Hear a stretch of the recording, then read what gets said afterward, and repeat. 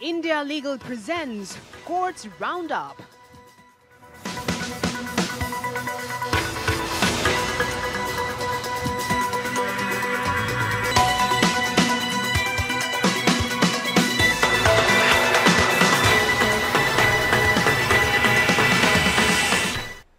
नमस्कार, मैं हूं माधवी पांडे। कोर्स राउंडअप में आपका स्वागत है। अगले आधे घंटे में हम जानेंगे सुप्रीम कोर्ट से हाई कोर्ट से लेकर के लोअर कोर्ट्स तक की सारी खबरें।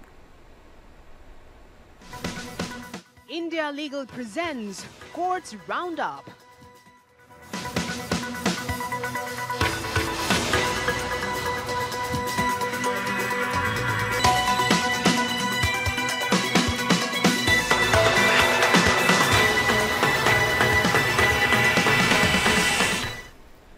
शुरुआत करते हैं कोर्ट्स राउंडअप की। सुप्रीम कोर्ट के कॉलेजियम ने उच्च न्यायालय ने न्यायाधीशों की नियुक्ति के लिए अपनी चयन प्रक्रिया को और अधिक कड़ा कर दिया है, जिसमें उम्मीदवारों की जांच अधिक गहनता से की जा रही है। इस बदलाव के तहत कॉलेजियम अब उम्मीदवारों के साथ आमने सामने की बैठकें कर रही हैं, जिसमें उनकी योग्यता, क्षमता और चरित्र का मूल्यांकन किया जा रहा है। कॉलेजियम ने उम्मीदवारों के साथ बातचीत को अधिक विस्तृत और गहन बनाया है, जिसमें प्रत्येक उम्मीदवार के साथ लगभग आधे घंटे की बातचीत होती है। इस प्रक्रिया में उम्मीदवारों के रिज्यूमे और काम के क्षेत्रों की गहन जांच भी की जाती है। कॉलेजियम ने उच्च न्यायालय में रिक्तियों को भरने के लिए यह कदम उठाया है, जहां वर्तमान में 371 पद रिक्त हैं। कॉलेजियम ने 1 जुलाई को उम्मीदवारों के साथ बैठकें शुरू कर दी हैं, जिसमें 54 उम्मीदवारों का साक्षात्कार लिया गया है। इन बैठकों में सीजेआई BR गवई और जस्टिस सूर्यकांत और विक्रम नाथ शामिल थे। कॉलेजियम ने उच्च न्यायालय के न्यायाधीशों की नियुक्ति के लिए पारदर्शिता और योग्यता को बढ़ावा देने के उद्देश्य से यह कदम उठाया है। सुप्रीम कोर्ट ने हाल ही में न्यायाधीशों की नियुक्ति प्रक्रिया को अधिक पारदर्शी बनाने के लिए ये कदम उठाए हैं। कोर्ट ने न्यायाधीशों की संपत्ति के विवरण को भी सार्वजनिक करने का निर्णय लिया है। इस पहल का उद्देश्य न्यायपालिका में पारदर्शिता और जवाबदेही को बढ़ाना देना है।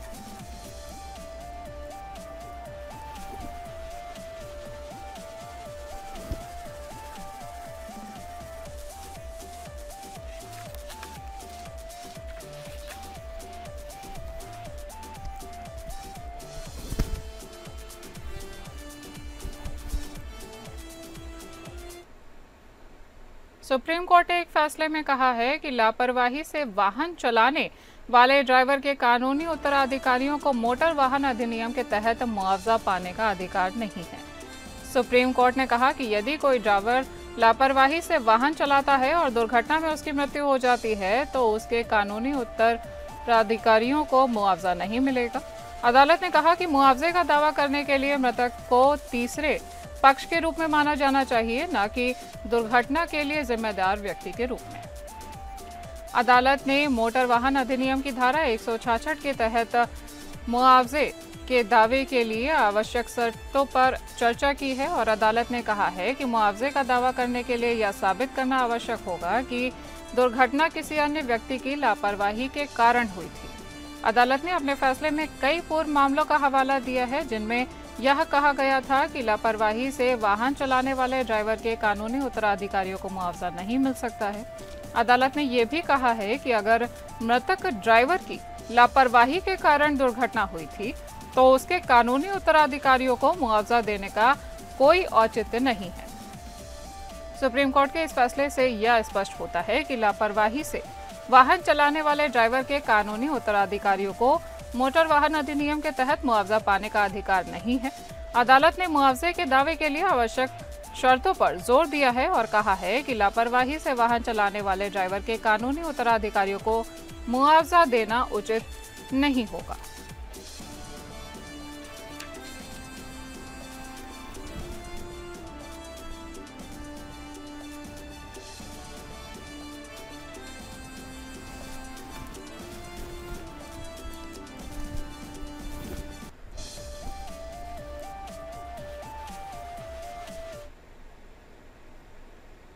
सुप्रीम कोर्ट ने तमिलनाडु के तिरुचिरेंद्र सुब्रमण्यन स्वामी मंदिर में कुंभाभिषेकम के समय के खिलाफ दायर याचिका पर सुनवाई करने से इनकार कर दिया है। सुप्रीम कोर्ट ने कहा है कि वह इस मामले में हस्तक्षेप नहीं करना चाहता है और मंदिर के प्रशासन को अपनी व्यवस्था के अनुसार कुंभाभिषेकम का आयोजन करने की अनुमति दी जानी चाहिए।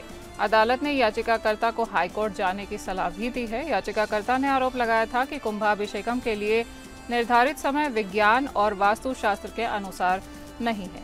याचिकाकर्ता ने कहा था कि इस समय को बदलने से मंदिर की पवित्रता और शुद्धता बनाए रखने में मदद मिलेगी। अदालत ने कहा कि वह धार्मिक मामलों में हस्तक्षेप करने से बचती है और मंदिर के प्रशासन को अपनी परंपराओं और रीति रिवाजों के अनुसार कुंभाभिषेकम का आयोजन करने की अनुमति दी जानी चाहिए। अदालत ने यह भी कहा कि यदि याचिकाकर्ता को लगता है कि उनके अधिकारों का उल्लंघन हो रहा है तो वे हाईकोर्ट का दरवाजा खटखटा सकते हैं। सुप्रीम कोर्ट ने तिरुचिरेंद्र सुब्रमण्यम स्वामी मंदिर में कुंभाभिषेकम के समय के खिलाफ दायर याचिका पर सुनवाई करने से इनकार कर दिया है और मंदिर के प्रशासन को अपनी व्यवस्था के अनुसार कुंभाभिषेकम का आयोजन करने की अनुमति दी जानी चाहिए। अदालत ने याचिकाकर्ता को हाईकोर्ट जाने की सलाह दी है।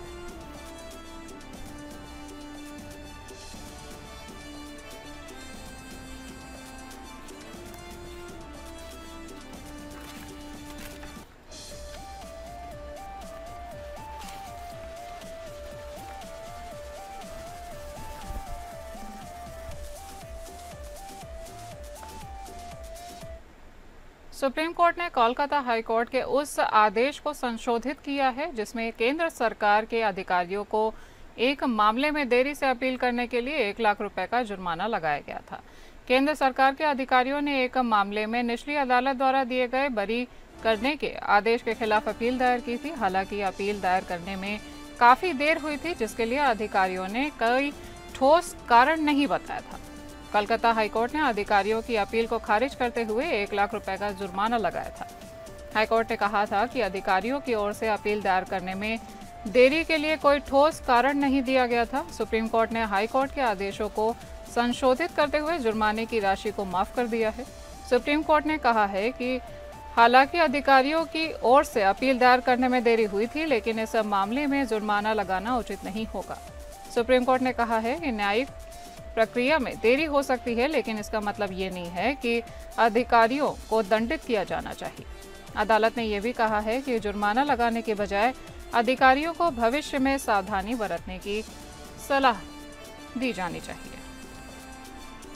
आपको बता दें कि सुप्रीम कोर्ट ने कलकत्ता हाई कोर्ट के आदेश को संशोधित करते हुए केंद्र सरकार के अधिकारियों को 1 लाख रुपए का जुर्माना माफ कर दिया है और अदालत ने कहा है कि जुर्माना लगाना उचित नहीं होगा और अधिकारियों को भविष्य में सावधानी रखने की सलाह भी दी जानी चाहिए।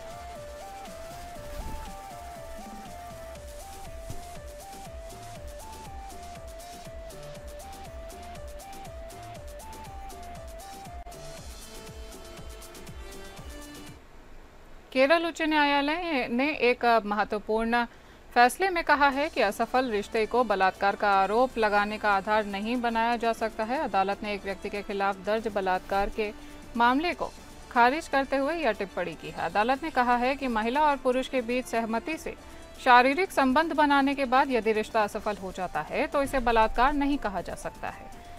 कोर्ट ने कहा कि यदि महिला ने सहमति दी थी और बाद में वह अपने फैसले से पीछे हट जाती है तो यह अपराध नहीं होगा। अदालत ने यह भी कहा कि ऐसे मामलों में आरोपी को फंसाने के लिए बलात्कार के आरोप लगाए जा सकते हैं। अदालत ने इस बात पर जोर दिया है कि बलात्कार के मामलों में सहमति एक महत्वपूर्ण पहलू है। अगर सहमति दी गई थी तो बाद में इसे वापस लेने से यह अपराध नहीं होगा।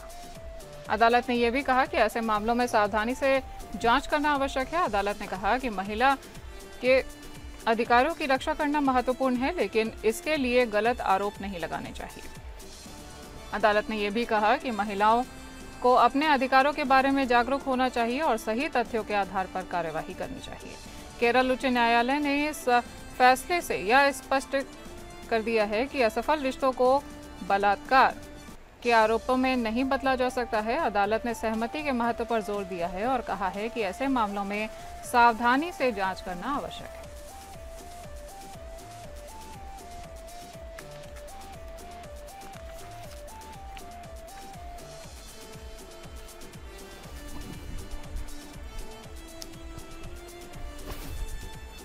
दिल्ली हाईकोर्ट ने एक महत्वपूर्ण फैसले में कहा है कि व्हाट्सएप और ईमेल पर हुई बातचीत की पार्टियों के बीच हुए समझौते के रूप में मान्यता दी जा सकती है। अदालत ने कहा है कि अगर दोनों पक्षों के बीच किसी समझौते की शर्तें स्पष्ट रूप से निर्धारित की गई हैं और दोनों पक्षों ने उन शर्तों पर सहमति जताई है तो इसे एक वैध समझौता माना जा सकता है। दिल्ली हाईकोर्ट ने कहा कि आधुनिक संचार माध्यम जैसे व्हाट्सएप और ईमेल का उपयोग करके पार्टियों के बीच समझौता किया जा सकता है। अदालत ने कहा कि अगर समझौते की शर्तें स्पष्ट रूप से निर्धारित की गई हैं और दोनों पक्षों ने उन पर सहमति जताई है तो इसे एक वैध समझौता माना जा सकता है। अदालत ने कहा कि समझौते की वैधता के लिए यह आवश्यक है कि दोनों पक्षों के बीच स्पष्ट सहमति हो और समझौते की शर्तों स्पष्ट रूप से निर्धारित की गई हो। अदालत ने यह भी कहा है कि व्हाट्सएप और ईमेल जैसे संचार माध्यमों का उपयोग करके समझौता करने में कोई कानूनी बाधा नहीं है। दिल्ली हाईकोर्ट के इस फैसले से यह स्पष्ट होता है कि व्हाट्सएप और ईमेल पर हुई बातचीत को पार्टियों के बीच हुए समझौते के रूप में मान्यता दी जा सकती है। अदालत ने कहा है कि यदि समझौते की शर्तें स्पष्ट रूप से निर्धारित की गई हैं और दोनों पक्षों ने उन पर सहमति जताई है तो इसे एक वैध समझौता माना जा सकता है।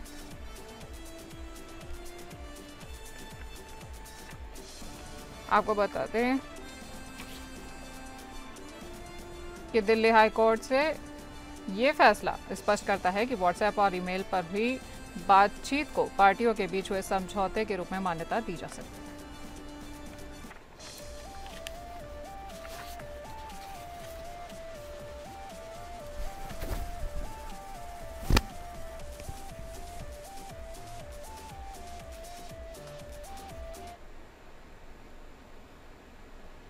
दिल्ली हाईकोर्ट ने एक महत्वपूर्ण फैसले में कहा है कि भारतीय सशस्त्र बलों में सेवा के दौरान विकलांग हुए जवानों को विकलांगता पेंशन का लाभ दिया जाना चाहिए। अदालत ने कहा है कि यदि जवान की विकलांगता सेवा के दौरान हुई है तो उसे विकलांगता पेंशन का लाभ देने से इनकार नहीं किया जा सकता है।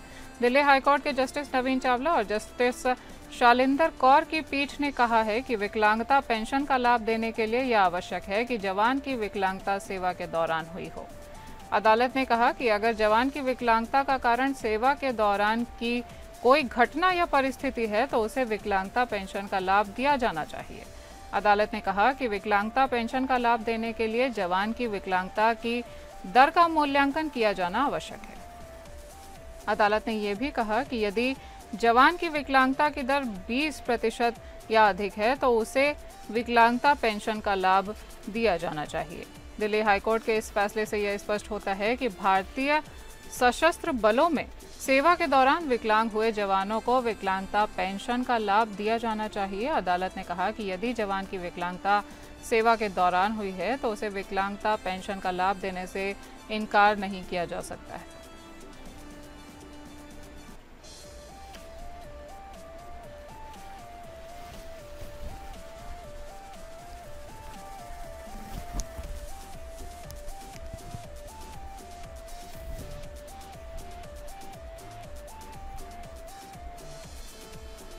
दिल्ली हाईकोर्ट ने पतंजलि आयुर्वेद के खिलाफ एक अहम फैसले में कहा है कि कंपनी के विज्ञापन जो डाबर के च्यवनप्राश को नीचा दिखाते हैं वे अपमानजनक और गलत हैं। अदालत ने कहा कि पतंजलि आयुर्वेद के विज्ञापनों में डाबर के च्यवनप्राश की तुलना में अपनी उत्पाद की श्रेष्ठता का दावा करना गलत है। दिल्ली हाईकोर्ट की जस्टिस मिनी पुष्करना ने कहा कि पतंजलि आयुर्वेद के विज्ञापन डाबर के च्यवनप्राश के लिए अपमानजनक और गलत हैं। अदालत ने कहा कि पतंजलि आयुर्वेद को अपने उत्पाद की विशेषताओं का प्रचार करने का अधिकार है, लेकिन दूसरे की तुलना में अपनी उत्पाद की श्रेष्ठता का दावा करना गलत है। अदालत ने कहा कि विज्ञापनों में दूसरे के उत्पाद की तुलना में अपनी उत्पाद की श्रेष्ठता का दावा करने से पहले कंपनी को अपने दावों को साबित करना होगा। अदालत ने यह भी कहा कि यदि कंपनी अपने दावों को साबित नहीं कर पाती है तो यह विज्ञापन गलत और अपमानजनक माना जाएगा। दिल्ली हाईकोर्ट के इस फैसले से यह स्पष्ट होता है कि कंपनियों को अपने विज्ञापनों में दूसरों के उत्पाद की तुलना में अपने उत्पाद की श्रेष्ठता का दावा करने से पहले सावधानी बरतनी चाहिए। अदालत ने कहा कि यदि कंपनी अपने दावों को साबित नहीं कर पाती है तो यह विज्ञापन गलत और अपमानजनक माना जाएगा।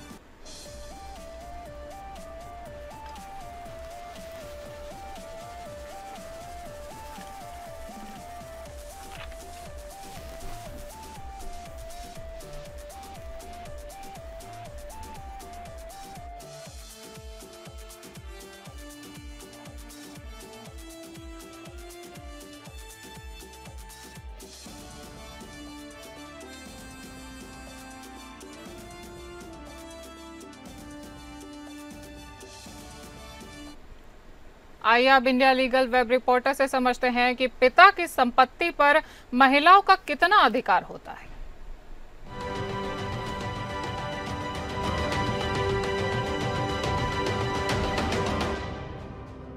हम सबने सुना है पापा ने मेरी शादी के लिए ज़मीन बेच दी और उसे उनका प्यार माना जाता है, एक सेक्रीफाइस। लेकिन जब वही बेटी बाद में उस प्रॉपर्टी में अपना हिस्सा मांगती है तो उसे जज किया जाता है। क्यों? लॉ बदल चुका है after the case of Balbir Kaur versus Harvinder Kaur and after the amendment of Hindu Succession Act in 2005, Hindu succession के सेक्शन 6 में अब भी यह कहा गया है कि बेटी भी जन्मसिद्ध को पार्टनर होती है। पूरी प्रॉपर्टी में उनकी इक्वल राइट्स होती है, बिल्कुल बेटे की तरह, चाहे वो मैरिड हो या नहीं हो। अगर उसने कभी भी रिलीज डीड साइन नहीं की है तो उसका लीगल क्लेम अभी भी वैलिड है, सालों के बाद भी। यह बात एक सुप्रीम कोर्ट केस में बताई गई थी, वीना शर्मा वर्सेस राकेश शर्मा 2020 के केस में। ये फैमिली तोड़ने की बात नहीं है, ये अपनी आवाज़ सुनाने की बात है, अपने जन्मसिद्ध हक की बात है। और बायर्स, ये उनकी जिम्मेदारी है कि उन्हें चेक करना पड़ता है कि सारे लीगल एयर्स ने साइन की है या नहीं की है। अगर नहीं की है तो उनकी सेल चैलेंज हो सकती है। Silence is not a consent. Respect करना अलग बात है और अपना हक मांगना गलत नहीं है। प्यार के बदले विरासत छोड़ना ज़रूरी नहीं होता। ट्रेडिशन खूबसूरत है लेकिन जस्टिस ज़रूरी है।